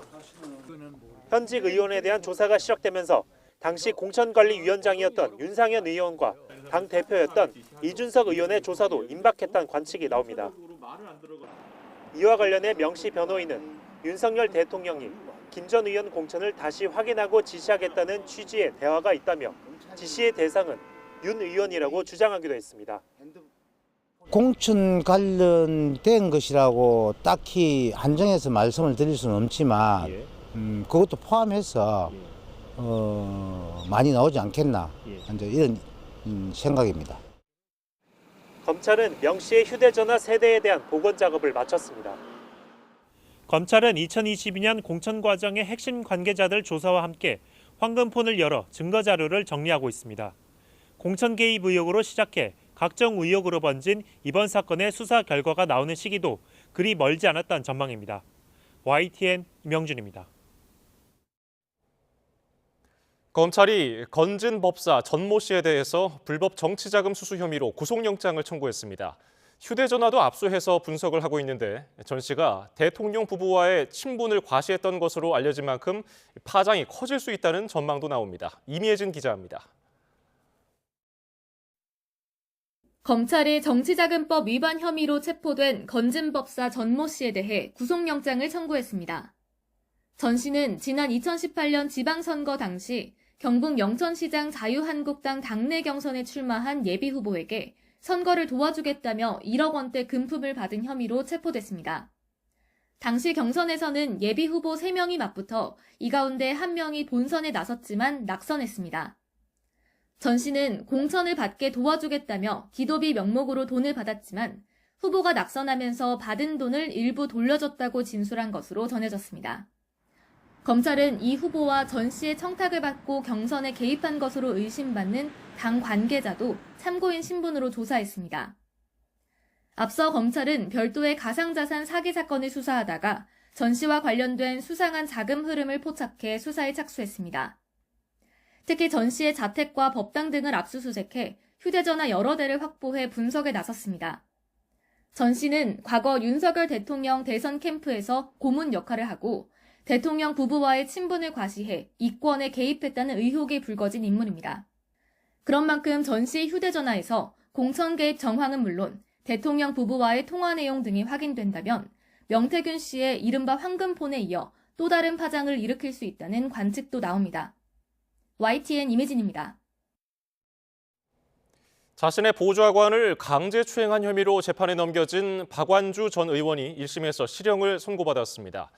서울 남부지방법원은 박 전 의원에게 강제추행과 명예훼손 혐의가 인정된다며 징역 1년을 선고하고 성폭력 치료 프로그램 40시간 이수를 명령했습니다. 또 도망의 우려가 있다며 박 전 의원을 법정 구속했습니다. 박 전 의원은 선고 직후 항소하겠다고 밝혔습니다. 100억대 가상자산 보유 사실을 숨기기 위해 국회에 허위로 재산 신고를 한 혐의로 재판에 넘겨진 김남국 전 더불어민주당 의원에 대해 검찰이 6개월의 징역형을 구형했습니다. 김 전 의원 측은 코인 예치금은 신고 대상이 아니었기 때문에 단순 미신고는 처벌 대상에 해당하지 않는다면서 무죄를 주장했습니다.